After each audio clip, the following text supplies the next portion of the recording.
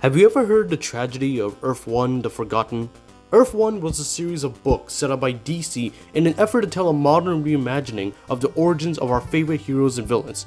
There were some good and there were some bad, but I wanted to talk about the books that everyone agrees is the best of the Earth 1 series, the Green Lantern books. Volume 1 of this series tells the story of Hal Jordan, who works for Ferris Galactic, a space mining company. He gets tired of life on Earth and realizes he prefers life out in space, so much so that he refuses to go back home. However, Jordan and a crewmate locate an abandoned ship in hopes of finding something worth bringing back to Earth. They enter the ship to find a lantern and a giant robot, later revealed to be this universe's version of the Manhunters. I should mention that as far as Earth 1 goes, I've only read 2 other books set in this world. The first being Superman Volume 1 by J. Michael Straczynski and Batman Volume 1 by Geoff Johns, which I own. You should definitely expect a review of this sometime soon. This volume, along with the rest of Earth 1, includes many drastic changes to the Green Lantern lore established in the main universe. For example, as opposed to being a pilot for Ferris aircraft, Hal Jordan is a space miner for Ferris Galactic. And the Green Lantern rings don't just work for anyone with high amounts of willpower, they can work for anyone now and there are no constraints. The biggest change comes from what this book does with the story of how and why the Green Lantern Corps was made and the perspective and the outlook of a Guardian of Oa. If you're not familiar with Green Lantern lore, the Guardians created the Manhunters as a way of keeping the peace in our space. Eventually, the Manhunters turned against the Guardians and they created the Green Lantern Corps as an answer. Throughout the decades of Green Lantern stories, the Guardians have always had this uppity, snobby, and dick-headed personality towards everyone they've come into contact with the exception of Ganthet, the best Guardian.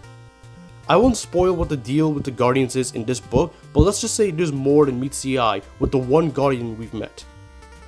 The book gives a fresh and unique look into what outer space looks like from the viewpoint of a man tired of his average life.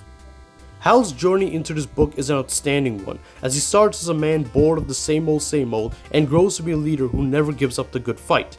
This book is an underdog story, as while Hal travels throughout space wondering about his mysterious ring, he slowly meets others like Kilowog, who explains that the ring and lantern are part of the Green Lantern Corps. The Corps are being hunted by Manhunters, and the very few of them that are left have all scattered into hiding, out of fear of being killed. Initially, when Hal and Kilowog try to get a group of lanterns together to face off against a metallic threat, the other lanterns are resistant. Eventually, they realize Hal and Kilowog were in the right and risk their lives to protect themselves and others from the Manhunters. I didn't find any of the characters to be annoying or unreasonable with their explanations on why they hesitated. It fit well with the story. It's also just fun to have a book of Hal and Kilowog palling around. As a Green Lantern fan, it's always fun to see the two of them on an adventure together. The book is written by Gabriel Hardman and Corinna Bechko with art by Hardman. Hardman's art gives such a unique feel to this book in comparison to others, especially in terms of the redesigns given to certain characters such as the Manhunters. The Manhunters not only look intricate and well thought, but their size and stature give them more menace than they ever have. I never really considered the Manhunters a true threat until I read this book. Hardman's art style lends to the book immensely.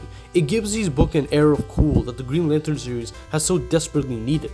It almost feels like a style you'd see on a really cool indie book. My favorite design is easily Hal Jordan's. Instead of the traditional spandex, the lanterns have a more armor-like suits with a green glow that surrounds them and gives them a cooler rendition of the logo. From beginning to end, this book is a treat.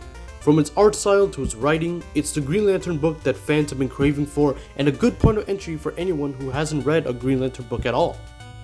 It's well worth its price and it's a book that must be shared with all. With that being said, I'm Jay Samra. Goodbye, sayonara, alvida, peace!